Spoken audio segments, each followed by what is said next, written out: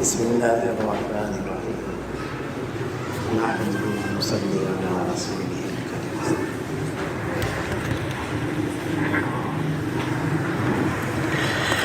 جابر رضی اللہ تعالیٰ عنہ فرماتے ہیں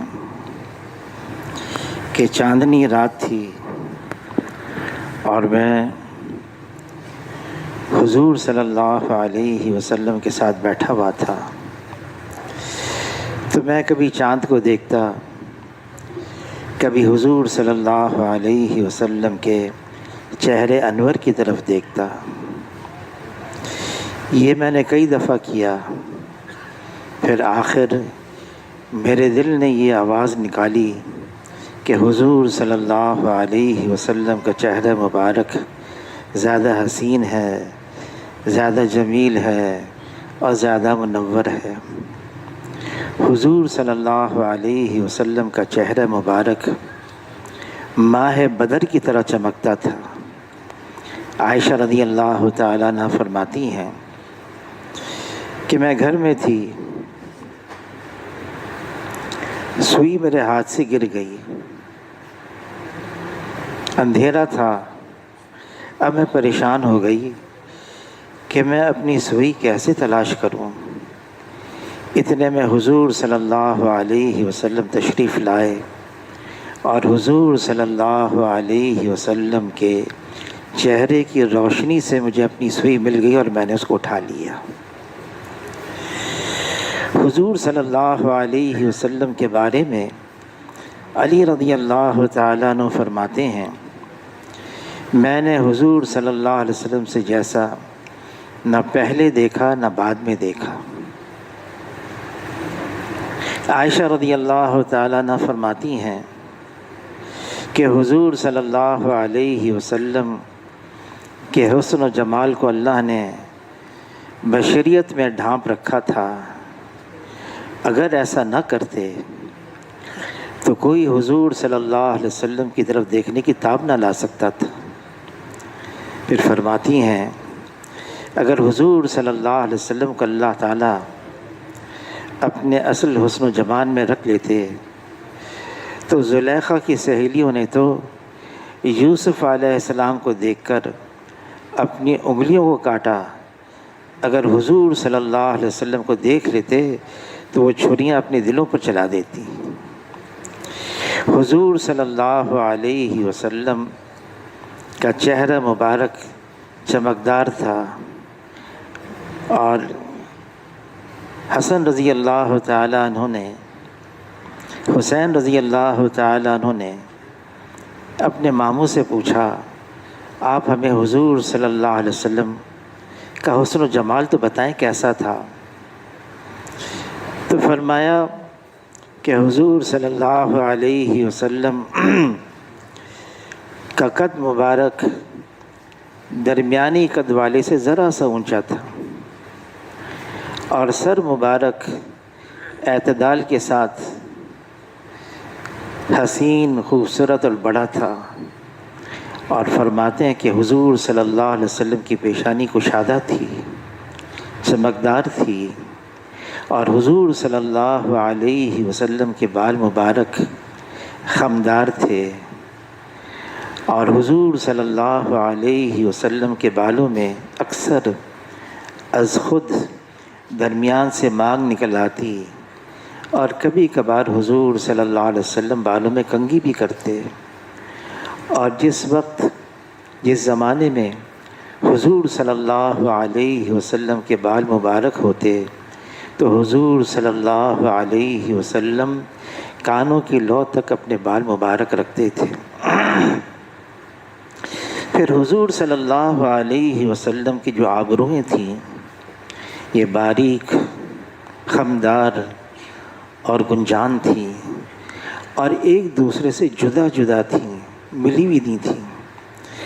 اور صحابی فرماتے ہیں دونوں آبروؤں کے درمیان میں حضور صلی اللہ علیہ وسلم کی ایک رگ تھی جو غصے کی حالت میں پھول جاتی تھی، اور جب پھولتی تھی تو ہم سمجھ جاتے تھے کہ حضور صلی اللہ علیہ وسلم اس وقت غصے میں ہیں۔ لیکن غصے کی حالت میں بھی حضور صلی اللہ علیہ وسلم زور سے نہیں بولتے، چیخ کر نہیں بولتے، اگر بیٹھے ہوئے تو کھڑے نہیں ہوتے، اور حضور صلی اللہ علیہ وسلم غصے کی حالت کے اندر ان کا کلام بھی بہت نرم ہوتا تھا۔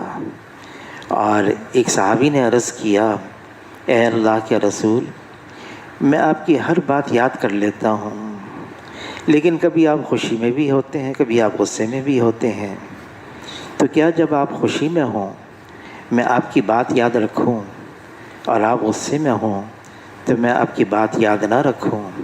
اس پر فرمایا، جس کا مفہوم ہے، کیا تم یہ سمجھتے ہو میں خوشی میں اللہ کی طرف سے بولتا ہوں اور غصے میں کیا میں اپنی طرف سے بولتا ہوں؟ فرمایا نہیں، میں خوشی میں بھی اللہ ہی کی طرف سے بولتا ہوں اور غصے میں بھی اللہ ہی کی طرف سے بولتا ہوں۔ حضور صلی اللہ علیہ وسلم کی ناک مبارک بلندی مائل تھی اور چمکدار تھی، اور حضور صلی اللہ علیہ وسلم کی آنکھیں خوش رنگ خوش نما تھیں، اور پلکیں گنجان تھیں، لامبی تھیں، اور آنکھ کی جو پتلی تھی بالکل سیاہ تھی۔ حضور صلی اللہ علیہ وسلم کے رخسار مبارک سبک تھے، ہموار تھے، اور حضور صلی اللہ علیہ وسلم کی داڑھی مبارک گنجان اور بلدار تھی، اور حضور صلی اللہ علیہ وسلم کا جسم مبارک روشن، چمکدار اور گھٹا ہوا تھا، اور حضور صلی اللہ علیہ وسلم کے دونوں کاندھوں کے درمیان فصل زیادہ تھا۔ حضور صلی اللہ علیہ وسلم کا جو سینہ مبارک تھا وہ قدرے چوڑا تھا، اور حضور صلی اللہ علیہ وسلم کے دونوں شانوں کے درمیان میں مہر نبوت تھی۔ حضور صلی اللہ علیہ وسلم کا پیٹ مبارک اور سینہ مبارک ہموار تھا، اور ناف سے لے کر پیٹ تک درمیان میں ایک بالوں کی پتلی باریک دھاری تھی، لکیر کی نما۔ حضور صلی اللہ علیہ وسلم ان کی جو ہتھیلیاں تھیں وہ فراز تھیں، کلائیاں یہ دراز تھیں، اور حضور صلی اللہ علیہ وسلم کی ہتھیلی مبارک پر گوشت تھی۔ انس بن مالک رضی اللہ تعالیٰ عنہ فرماتے ہیں، میں نے کسی موٹے اور باریک ریشم کو حضور صلی اللہ علیہ وسلم کی ہتھیلی سے زیادہ نرم نہیں پایا، اور فرماتے ہیں حضور صلی اللہ علیہ وسلم کا پسینہ مبارک، انس رضی اللہ تعالیٰ نے یہ فرماتے، میں نے کسی مشک اور عنبر کی خوشبو کو حضور صلی اللہ علیہ وسلم کے پسینے کی خوشبو سے زیادہ عمدہ نہیں پایا۔ اور ایمن رضی اللہ تعالیٰ عنہ فرماتی ہیں، ایک مرتبہ حضور صلی اللہ علیہ وسلم میرے یہاں آرام کر رہے تھے، دوپہر کا وقت تھا، گرمی تھی، حضور صلی اللہ علیہ وسلم کا پسینہ آ رہا تھا۔ میں نے ایک شیشی لی اور اس شیشی میں حضور صلی اللہ علیہ وسلم کا پسینہ مبارک جمع کرنا شروع کر دیا۔ اتنا جمع ہو گیا، میں نے اس پسینے مبارک کو اپنے مشک کی جو خوشبو کی شیشی تھی اس میں ملا دیا۔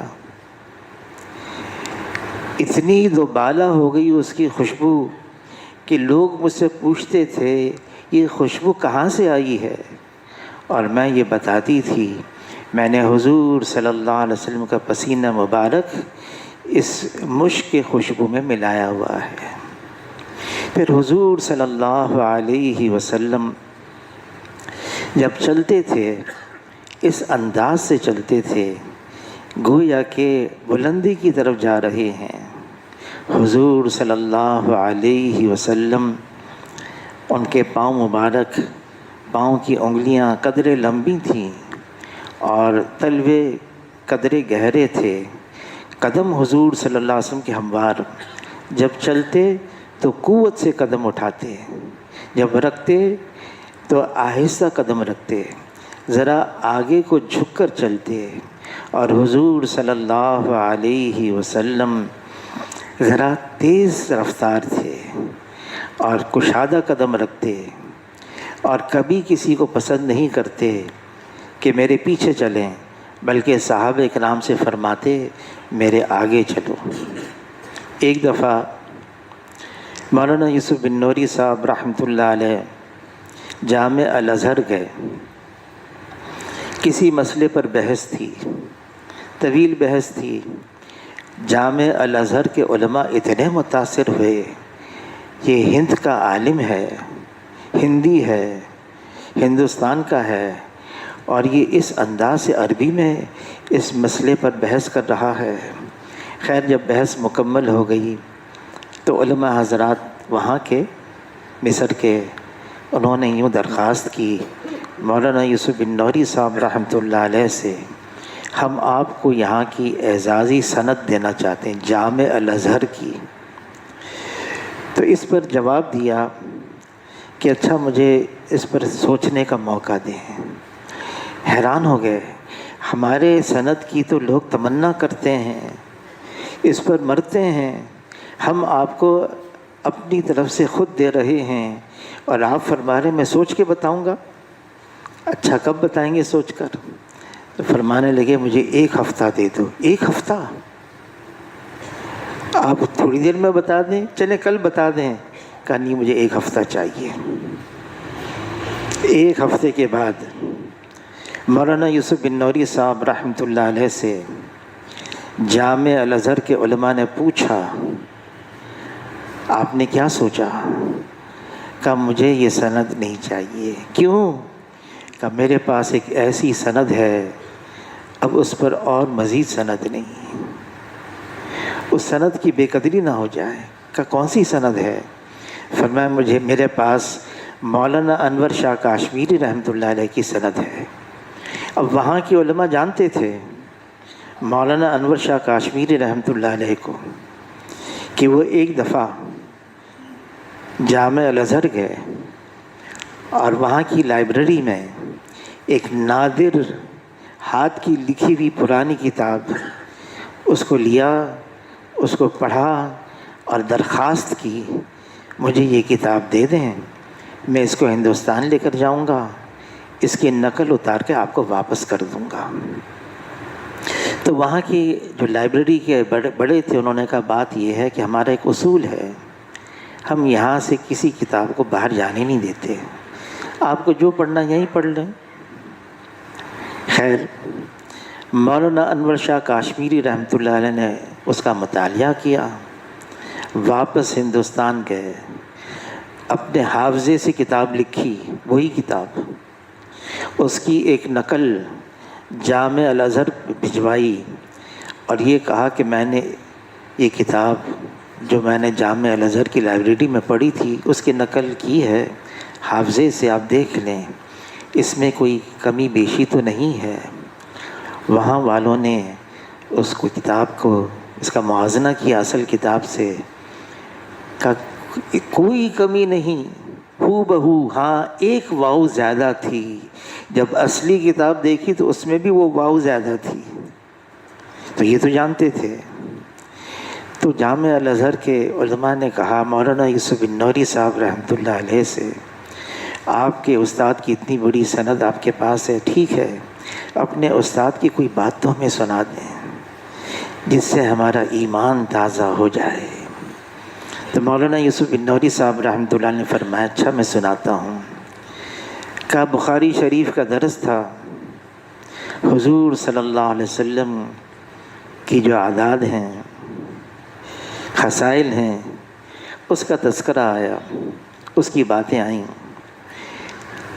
تو مولانا انور شاہ کاشمیری رحمۃ اللہ علیہ نے یہ تفصیل سے یہ بیان کرنا شروع کیا کہ حضور صلی اللہ علیہ وسلم کیسے چلتے تھے۔ ایسا نقشہ رکھا، ایک طالب علم کھڑا ہو گیا اور عرض کیا حضرت اگر آپ چل کے دکھا دیں۔ اس پر مولانا انور شاہ کاشمیری رحمۃ اللہ علیہ نے سر جھکایا، سوچ میں پڑ گئے، پھر سر اٹھا کے کہا اچھا ہم کل چل کے دکھائیں گے۔ یہ شہرت ہو گئی سب جگہ، یہاں تک کہ قریب کے گاؤں دیہات سے بھی لوگ آ گئے، مجمع لگ گیا، دارالعلوم چھوٹی، مسجد کا صحن بڑا تھا، وہاں پر آ گئے۔ مولانا یوسف بن نوری صاحب رحمۃ اللہ علیہ فرمانے لگے ہم چاروں طرف جمع تھے، اور مولانا انور شاہ کاشمیری رحمۃ اللہ علیہ نے پھر چلنا شروع کیا، ہماری چیخیں نکل گئیں، حضور صلی اللہ علیہ وسلم کی تو یہ نقل ہے، اصل کیا ہوگی؟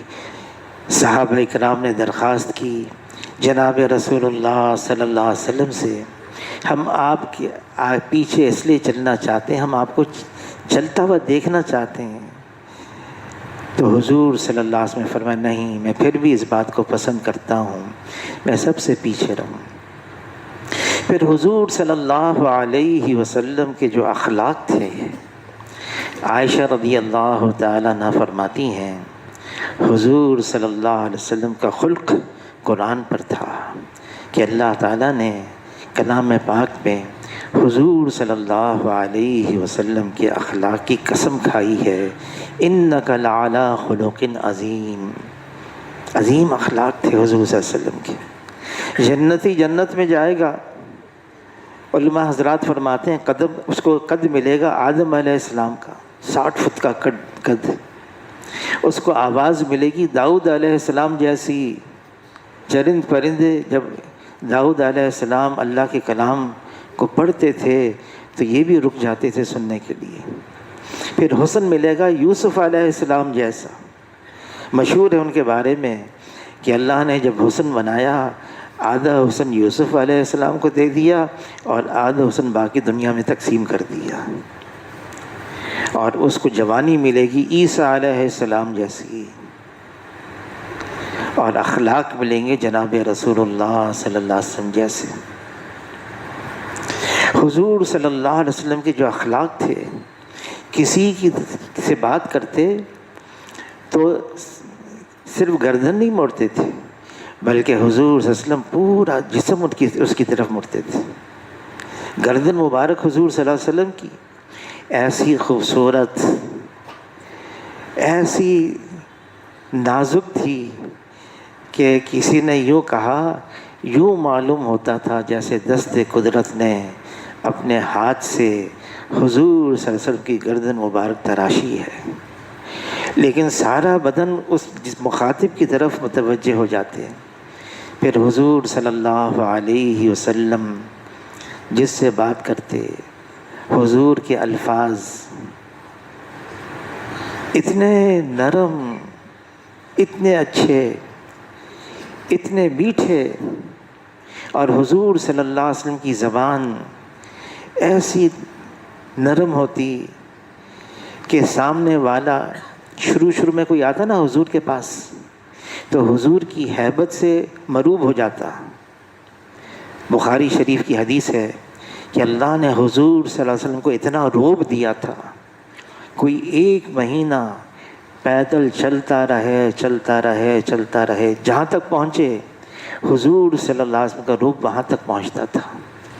پھر اللہ نے یہ بات فرمائی، اگر ہم آپ کو نرم نہ بناتے، ایسا نہ بناتے تو کوئی آپ کے قریب ہمت نہیں کرتا آنے کی۔ تو کوئی آتا حضور کے پاس، پہلی دفعہ آتا، حضور صلی اللہ علیہ وسلم اس کی ہیبت کھا جاتا ہے، لیکن جب اٹھتا حضور صلی اللہ علیہ وسلم کے پاس سے تو حضور کی محبت سے سرشار ہو جاتا، سرشار رہتا۔ حضور صلی اللہ علیہ وسلم کی محبت صحابہ کرام میں ایسی تھی کہ علی رضی اللہ تعالیٰ عنہ فرماتے ہیں حضور سے محبت تو ہمیں اپنے ماں باپ سے، اپنی اولاد سے، شدت کی پیاس میں ٹھنڈے پانی سے بھی زیادہ تھی۔ حضور صلی اللہ علیہ وسلم سے ایسی محبت، عمر رضی اللہ تعالیٰ فرماتے ہیں یہ تو ہماری محبت ہی عام لوگوں کی، کہا مدینہ منورہ میں خلیفہ وقت ہیں عمر رضی اللہ تعالیٰ عنہ، گلیوں میں گشت کر رہے، رات کا وقت ہے، ایک گھر سے چراغ کی روشنی نظر آئی، قریب گئے تو دیکھا ایک بوڑھی عورت ہے اور اون کاٹ رہی ہے اور اشعار پڑھ رہی ہے اور حضور صلی اللہ علیہ وسلم پر درود و سلام پڑھ رہی ہے۔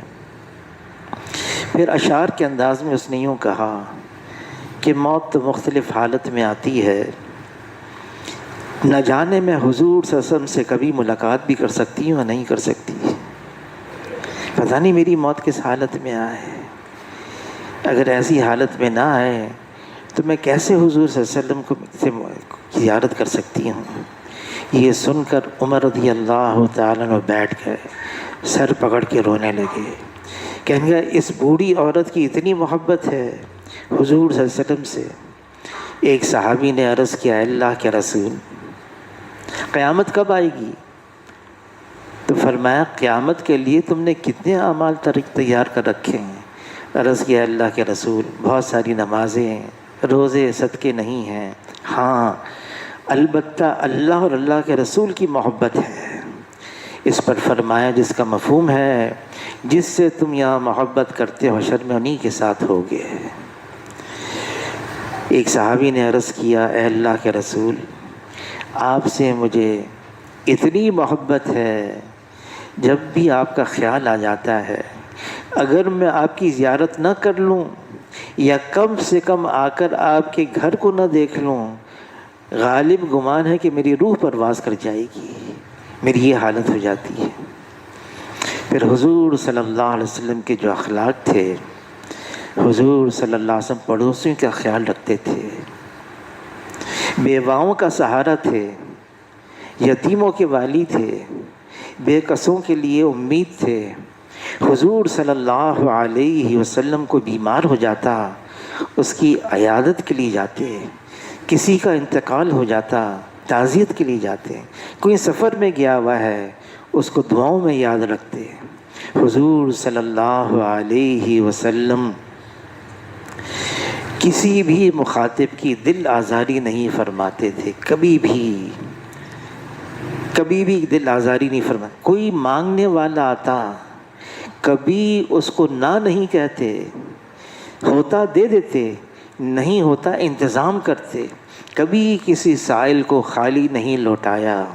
حضور صلی اللہ علیہ وسلم کوئی پریشان حال آتا اس کو تسلی دیتے، کوئی نا امید ہو جاتا اس کو امید دلاتے، اس کا حوصلہ بڑھاتے، اس کو پر امید کرتے۔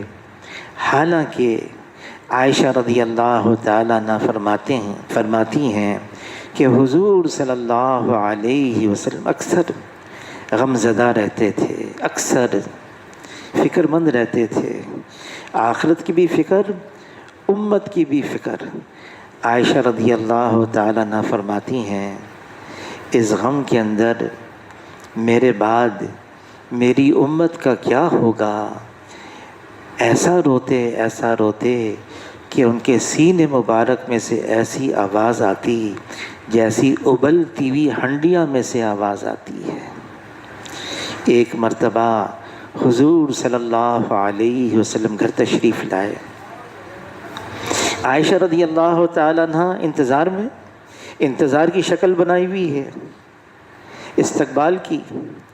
حضور صلی اللہ علیہ وسلم یہ دیکھ کر عائشہ رضی اللہ تعالیٰ عنہ کو دعا دی، اے عائشہ، اللہ تعالیٰ تمہارے تمام اگلے پچھلے گناہوں کو معاف کر دے۔ عائشہ رضی اللہ تعالیٰ عنہ اتنی خوش ہوئیں کہ خوشی کے مارے کھڑی نہ ہو سکیں، گر گئیں۔ حضور صلی اللہ علیہ وسلم نے پوچھا، عائشہ کس بات سے اتنی خوش ہوئی ہو؟ عرض کیا، اے اللہ کے رسول، آپ نے مجھے اتنی بڑی دعا دے دی، اللہ تعالیٰ میرے تمام اگلے پچھلے گناہوں کو معاف کر دے۔ حضور صلی اللہ علیہ وسلم نے فرمایا، عائشہ میں اپنی ساری امت کے لیے روزانہ ہر نماز کے بعد یہ دعا مانگتا ہوں، ساری امت کے لیے۔ حشر کے میدان میں جب کہ نفسی کا عالم ہوگا، نفسی پکار رہے ہوں گے، وہاں حضور صلی اللہ علیہ وسلم کی زبان مبارک پر یا رب امتی امتی ہوگا۔ عرض کیا، اے اللہ کے رسول، دنیا میں ہم آپ سے محبت کرتے ہیں، آپ ہم سے محبت کرتے ہیں، لیکن حشر کے میدان میں آپ تو تخت محمود پر ہوں گے، ہمارا کیا بنے گا؟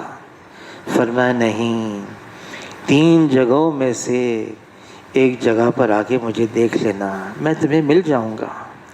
کہ یا تو میں حوض کوثر پر اپنی امت کو جام کوثر پلا رہا ہوں گا، یا میں میزان کے کنارے اپنی امت کے نیکیوں کے پلڑے کو چھکوا رہا ہوں گا، یا پلسرات کے کنارے میں اپنی امت کو جنت کے راستے میں جاتا ہوا دیکھ رہا ہوں گا۔ 3 جگہوں میں سے ایک جگہ تلاش کر لیں۔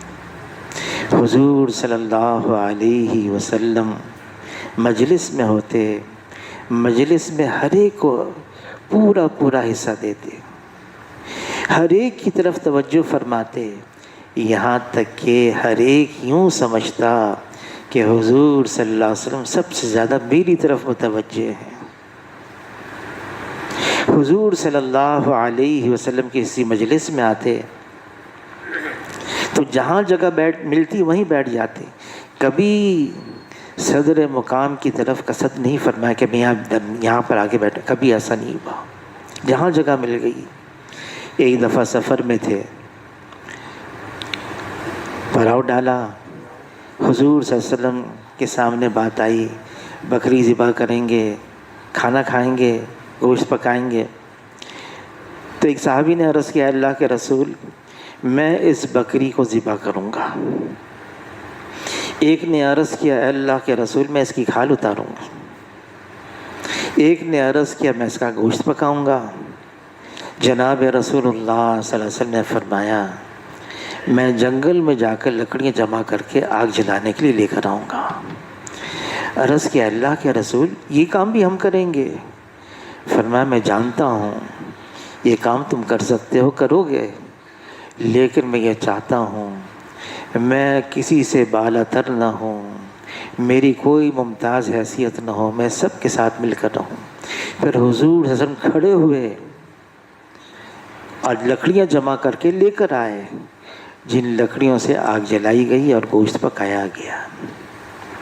پھر حضور صلی اللہ علیہ وسلم سفر میں ہیں، اونٹنی سے اترے، نماز کی طرف تھوڑے قدم چلے، واپس لوٹے تو عرض کیا، اللہ کے رسول کیا بات پیش آئی؟ کوئی چیز بھول گئے؟ کیا بات پیش آئی؟ فرمایا، نہیں، مجھے خیال آیا میں اپنی اونٹنی کے پاؤں باندھ دوں۔ تو عرض کیا، اللہ کے رسول یہ بھی ہم کر لیں گے، آپ فکر نہ کریں، یہ ہم کر لیتے ہیں۔ تو حضور صلی اللہ علیہ وسلم نے فرمایا، نہیں، میں اس بات کو پسند کرتا ہوں کہ میں اپنا کام خود کروں، کسی سے کوئی خدمت نہ لوں، کسی سے کوئی خدمت نہ لوں، میں اپنا کام خود کروں۔ امت کو ترغیب دی ہے یہ۔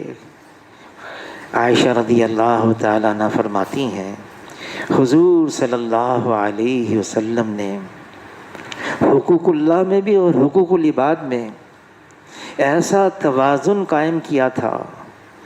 فرماتی ہیں عائشہ رضی اللہ تعالیٰ عنہ، حضور صلی اللہ علیہ وسلم ہمارے ساتھ گھر میں ایسا گھل مل کر رہتے تھے۔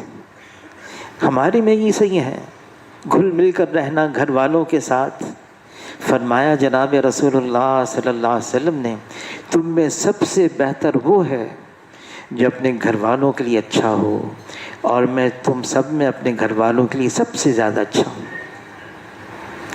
عائشہ رضی اللہ تعالیٰ عنہ فرماتی ہیں، گھر کے کام میں ہاتھ بٹاتے تھے جناب رسول اللہ صلی اللہ علیہ وسلم، لیکن یہ بھی فرماتی ہیں بلال کی آواز آ جاتی اذان کی، اللہ اکبر اللہ اکبر، پھر حضور صلی اللہ علیہ وسلم ایسے ہو جاتے جیسے ہمیں پہچانتے ہی نہیں، اور ہمارے درمیان میں سے ایسے نکل جاتے جیسے ہم سے کوئی واسطہ ہی نہیں۔ حضور صلی اللہ علیہ وسلم نے کبھی بھی کھانے میں عیب نہیں نکالا، کبھی بھی پسند ہوا نوش فرما لیا، رغبت نہ ہوئی چھوڑ دیا۔ نعمت کتنی ہی مختصر ہو، حضور صلی اللہ علیہ وسلم اس کی قدر کرتے تھے۔ اور عائشہ رضی اللہ تعالیٰ عنہ فرماتی ہیں، حضور صلی اللہ علیہ وسلم جب کھانا نوش فرماتے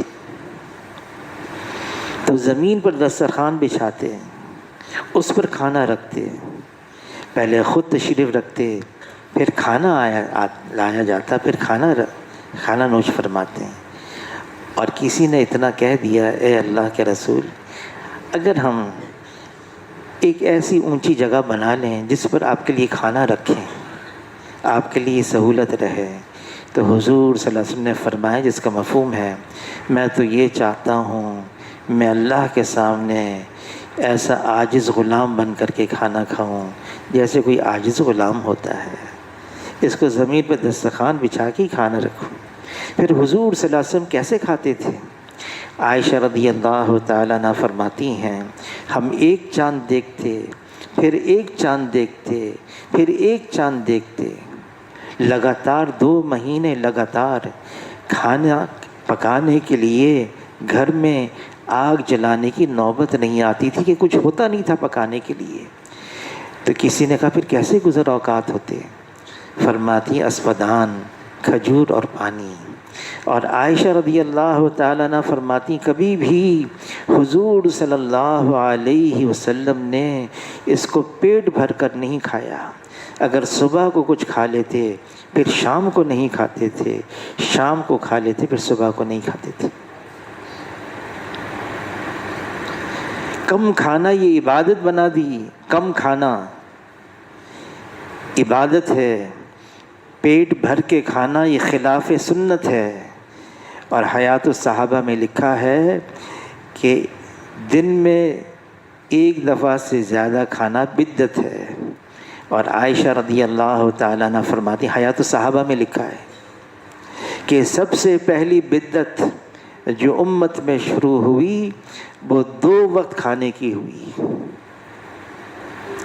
حضور صلی اللہ علیہ وسلم جامع الکلام تھے، حضور صلی اللہ علیہ وسلم بات فرماتے، مختصر ہوتی لیکن جامع ہوتی، مختصر بات ہوتی، بہت لمبی چوڑی نہیں۔ ایک صحابی آئے، عرض کیا اللہ کے رسول مجھے آپ کوئی نصیحت فرمائیں، لیکن جیسے آپ مختصر کرتے ہیں مختصر نصیحت فرمائیں۔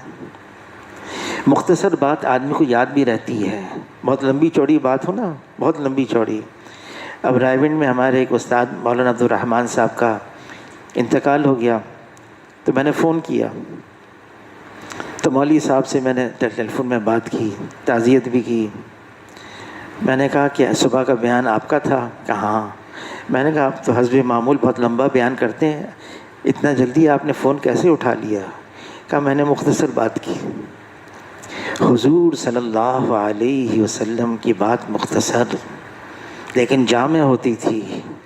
تو جب صحابی نے عرض کیا آپ کوئی مختصر نصیحت فرمائیں، فرمایا لا تکذب، اتنی مختصر سی بات، لا تکذب، غصہ مت کرنا، لا تکذب، غصہ مت کرنا، مختصر بات۔ حاجی عبدالوہاب صاحب آخری وقت تھا، تو میں نے حاجی صاحب سے فرمایا، عرض کیا، میں نے کہا حاجی صاحب کچھ نصیحت تو فرمائیں۔ تو حاجی صاحب نے بہت مختصر بات کی کہ بس یہ مانگتے رہنا، اے اللہ جو آپ کی منشا ہے اس کے مطابق مجھے کرنے کی توفیق عطا فرما دے، مختصر بات۔ ایک دفعہ آئرلینڈ سے واپس ہوئی، جماعت سے واپسی ہوئی، تو حاجی صاحب نے پوچھا کتنا کون سا مجمع آیا ہوا ہے، اتنا مجمع جو آیا ہوا ہے؟ تو میں نے عرض کیا کہ یہ جو جتنے شورا کے احباب ہیں نا پورے پاکستان کے، ان کو جمع کیا ہے۔ تو حاجی صاحب نے فرمایا بس میری طرف سے اتنی بات کہہ دینا، آدمی چھوٹا بن کر چلتا رہے، اتنی بات کی، آدمی چھوٹا بن کر چلتا رہے۔ دین کی بات بھی ہو مختصر، حضور صلی اللہ علیہ وسلم بہت ہی مختصر بات فرماتے، جامع ہوتی۔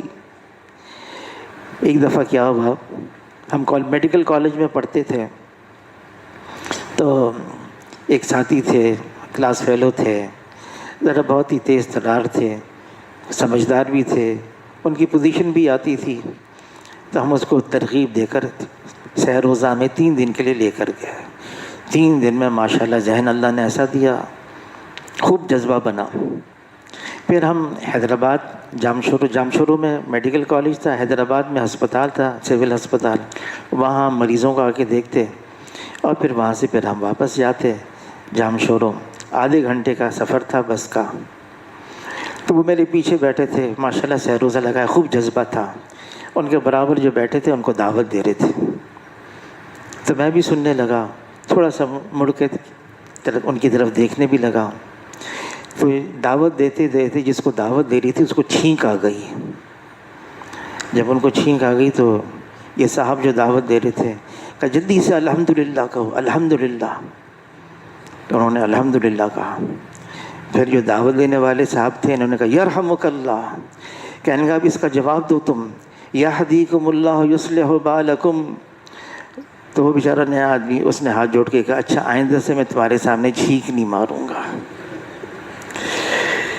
اب جو دین کی بات ہوتی ہے، بہت لمبی چوڑی بات ہو جائے نا، ہاں دین کا جذبہ، حضرت شیخ نے لکھا ہے یہ ایک مہمان ہوتا ہے، جو روزانہ اس کی مہمانی کرتا ہے یہ مہمان ٹھہر جاتا ہے، اگر روزانہ اس کی مہمانی نہ ہو تو یہ مہمان چلا بھی جاتا ہے۔ روزانہ اعمال، روزانہ ماحول، روزانہ ایمان کی فضا، ایمان کی باتیں یہ بہت ضروری ہیں، ورنہ ایمان ایک حالت میں نہیں رہتا۔ حضور صلی اللہ علیہ وسلم فرماتے ہیں اس کا مفہوم ہے یہ ایمان پرانا بھی ہو جاتا ہے، جیسے کپڑا پرانا ہو جائے اس کے نقش و نگار دھندلے ہو جاتے ہیں۔ تو صحابہ نے عرض کیا اللہ کے رسول اگر ایمان پرانا ہو جائے تو کیا کریں؟ فرمایا اس کو تازہ کرو۔ کیسے تازہ کریں؟ فرمایا اکثر من قول لا الہ الا اللہ، لا الہ الا اللہ کا تکرار کرنا، اس کا ذکر کرنا، اس کے بارے میں بولنا سننا، یہ ایمان کو تازہ کرتا ہے۔ حضور صلی اللہ علیہ وسلم نعمت چاہے کتنی مختصر ہو بڑی قدر کرتے تھے۔ حضور صلی اللہ علیہ وسلم کی اکثر جو خوراک تھی وہ کھجور پانی، لیکن حضور صلی اللہ علیہ وسلم نے کھجور کو خشک روٹی سے بھی کھایا ہے، کھجور کو کھیرے سے بھی کھایا ہے، اور کھجور کو حضور صلی اللہ علیہ وسلم نے کسی اور چیز سے بھی کھایا ہے۔ اور دستے کا گوشت جو ہے یہ حضور صلی اللہ علیہ وسلم کو بہت مرغوب تھا، بہت پسند تھا۔ حضور صلی اللہ علیہ وسلم زیتون کا تیل فرمایا خود بھی نوش فرماتے، اوروں کو بھی دیتے اور اپنے بدن پر بھی ملتے۔ ایک سفر میں تھے ہم جماعت میں، ایک مولوی صاحب زیتون کا تیل مل رہے تھے، فرمانے لگے میں نے سنا ہے جو زیتون کا تیل اپنے بدن پر ملے 40 دن تک شیطانی اثرات سے محفوظ رہتا ہے۔ زیتون کا تیل حضور صلی اللہ علیہ وسلم خود بھی نوش فرماتے۔ مولانا جمشید صاحب، ہم برطانیہ میں تھے ڈیوزبری میں، تو چائے پی رہے تھے، تو مولانا جمشید صاحب کو کسی نے اتنی سی شیشی زیتون کے تیل کی تھی، اس کو کھولا اور چائے میں ڈال دی۔ تو سامنے والے صاحب نے کہا ارے ارے مولانا یہ کیا کر رہے ہیں، یہ کیا کر رہے ہیں؟ تو مولانا جمشید ارے بھائی ہم تو ہیں دیہاتی، اللہم صلی جو ملے نگل لے۔ پھر فرمانے لگے کہ بھائی زیتون کا تیل اب میں چائے پی رہا ہوں کہاں سے کیسے الگ پیوں؟ تو میں نے کہا چائے میں ہی ڈال دوں۔ حضور صلی اللہ علیہ وسلم جب مجلس میں ہوتے، اگر کوئی ہنسنے کی بات ہوتی نا تو سب کے ساتھ مسکراتے بھی تھے، اگر کوئی تعجب کی بات ہوتی تو ان کے ساتھ تعجب بھی کرتے۔ اور حضور صلی اللہ علیہ وسلم کے پاس ایک صحابی آئے، عرض کیا اللہ کے رسول مجھے سواری کی ضرورت ہے، تو حضور نے فرمایا ہم تمہیں اونٹنی کا بچہ دیں گے۔ تو عرض کیا اللہ کے رسول اونٹنی کا بچہ میں کیا کروں گا، مجھے تو سواری کے لیے چاہیے۔ تو فرمایا جس کا مفہوم ہے جو میں اونٹ دوں گا وہ تو اونٹنی سے ہی نکلا ہوگا نا، اونٹنی کا ہی بچہ ہوگا۔ ایک بوڑھی عورت آئی، عرض کیا اے اللہ کے رسول کیا میں جنت میں جا سکتی ہوں؟ فرمایا نہیں بوڑھی عورت جنت میں نہیں جائے گی۔ تو گھبرا گئی، نہیں جائے گی، رونے کے قریب ہو گئی اور رونے لگی۔ تو حضور صلی اللہ علیہ وسلم فرمایا جنت میں جاؤ گی لیکن جوان ہو کے جاؤ گی۔ تو حضور نے مذاق بھی کیا، حضور صلی اللہ علیہ وسلم سے زیادہ تبسم کرنے والا کوئی نہیں تھا۔ صحابی فرماتے ہیں سلام میں پہل کرتے اور جس سے بھی ملتے خندہ پیشانی سے مسکرا کر ملتے۔ فرمایا کسی نیکی کو کم نہ سمجھو، کسی نیکی کو اگر اتنی ہی نیکی ہے کہ تم کسی مسلمان بھائی سے مسکرا کر ملو تو مسکرا کر ملو، کھلے باہوں سے ملو، خوشی سے ملو، خندہ پیشانی سے ملو۔ کیا ہے اس کا دل جیت لو۔ دل جیتنا یہ ہمارے دین کا ایک حصہ ہے، آدمی کا دل جیتے، ڈانٹ ڈپٹ غصے میں ہر وقت ایسے انداز سے بات کریں۔ انس بن مالک رضی اللہ تعالیٰ عنہ فرماتے ہیں میں حضور صلی اللہ علیہ وسلم کی خدمت میں 10 سال رہا، 10 سال، اور قسم کھا کے فرماتے ہیں 10 سال میں نے جتنی خدمت کی نا حضور صلی اللہ علیہ وسلم کی، اس سے زیادہ حضور صلی اللہ علیہ وسلم نے میری خدمت کی ہے۔ اور فرماتے میری عمر چھوٹی تھی، 10 برس کی عمر تھی جب میں حضور کی خدمت میں گیا، اور میں بڑی غلطی کرتا تھا۔ کبھی ایسا نہیں ہوا کہ حضور صلی اللہ علیہ وسلم نے اف تک کہا ہو، یا کوئی ناگواری کا لفظ کہا ہو، یا کوئی کلمہ کہا ہو۔ یہ بھی نہیں کہا ایسا کیوں کیا، ایسا کیوں نہیں کیا، یہ بھی نہیں کہا کبھی۔ کیا ہے؟ دل جیتے تھے ہر ایک کا۔ ہمارا دین ہے یہ ہمیں سمجھاتا ہے، سکھاتا ہے، تعلیم دیتا ہے اوروں کے ساتھ کیسے رہیں۔ خود تو رہ سکتا ہے آدمی، ہاں اپنے مزاج والے سے مل کر رہنا یہ تو بہت آسان ہے، ہر ایک کر سکتا ہے۔ میرے سے طبیعت ملتی ہے، میرے سے مزاج ملتا ہے، اس کے ساتھ میں رہ سکتا ہوں۔ نہیں، مزاج نہیں ملتا، طبیعت نہیں ملتی، پھر آدمی رہ کر دکھایا ہے۔ ابو بکر رضی اللہ تعالیٰ کو اللہ نے جمال دیا تھا، جمال۔ عمر رضی اللہ تعالیٰ عنہ کو جری بنایا تھا۔ ابو بکر رضی اللہ تعالیٰ خلیفہ بن گئے، بنایا گیا ان کو۔ ایک صاحب آئے، حضور کے زمانے میں بھی آتے تھے، اور کوئی بات مانگتے، پوچھتے، سوال کرتے، حضور صلی اللہ علیہ وسلم کبھی خالی نہیں لوٹاتے، عادت تھی کسی کو بھی خالی نہیں لوٹاتے تھے۔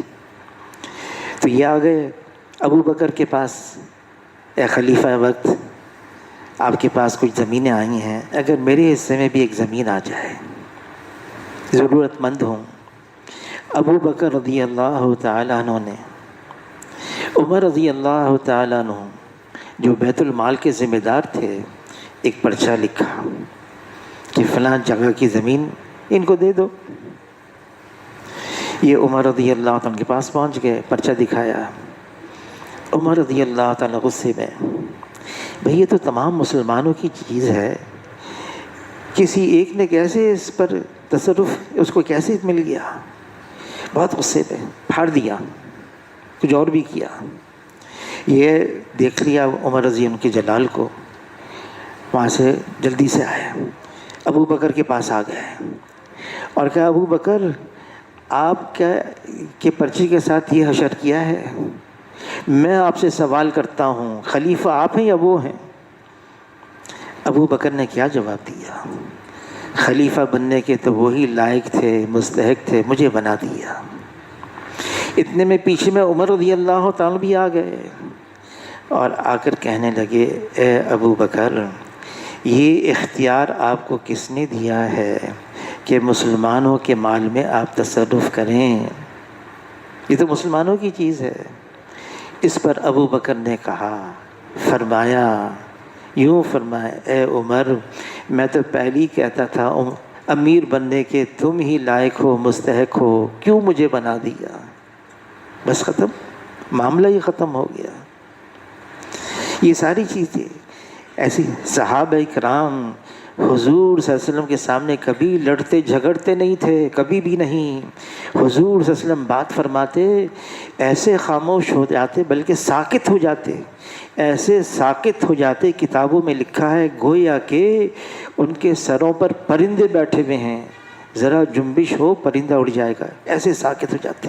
ہاں حضور صلی اللہ علیہ وسلم خاموش ہو جاتے، پھر حضور صلی اللہ علیہ وسلم جب خاموش ہو جاتے تو صحابہ پھر بات کرتے، پھر بات فرماتے۔ خاموشی سے بات کرتے، انداز ایسا ہوتا، بالکل آواز ہلکی دھیمی آواز میں بات کرتے حضور صلی اللہ علیہ وسلم کے سامنے۔ یہ سارا دین یہ اس لیے ہے تاکہ ہم حضور صلی اللہ علیہ وسلم کے اخلاق پر عمل کریں۔ حضور صلی اللہ علیہ وسلم کے سے محبت کے دعوے دار تو بہت ہیں، لیکن اس محبت کا تقاضا یہ ہے ہم حضور صلی اللہ علیہ وسلم کی اتباع میں زندگی گزاریں۔ اللہ تعالیٰ یوں فرماتے ہیں کہ ان کنتم تحبون اللہ، اگر تم کہتے ہو تم اللہ سے محبت کرتے ہو، فاتبعونی، تم حضور صلی اللہ علیہ وسلم کا اتباع کرو، تم حضور صلی اللہ علیہ وسلم کے پیچھے چلو، ظاہر ہو، نظر آئے کہ ہاں تم حضور صلی اللہ علیہ وسلم کے امتی ہو، نظر آئے ہمارا ظاہر بھی، ہمارا باطن بھی، ہمارے حرکات بھی، ہمارے اعمال بھی۔ حضور صلی اللہ علیہ وسلم فرماتے ہیں اس کا مفہوم ہے بہترین ہم نشیں وہ ہے جس کو دیکھ کر خدا یاد آ جائے، جس کے کلام سے علم میں اضافہ ہو اور جس کے عمل سے آخرت کا شوق پیدا ہو۔ فرمائیے بہترین ہم نشیں عمل کرنا ہے، زندگی سے ظاہر ہو ہماری نسبت ہے جناب رسول اللہ صلی اللہ علیہ وسلم سے، ہم ان کے امتی ہیں۔ اللہ تعالی ہمیں عمل کی توفیق عطا فرما دے۔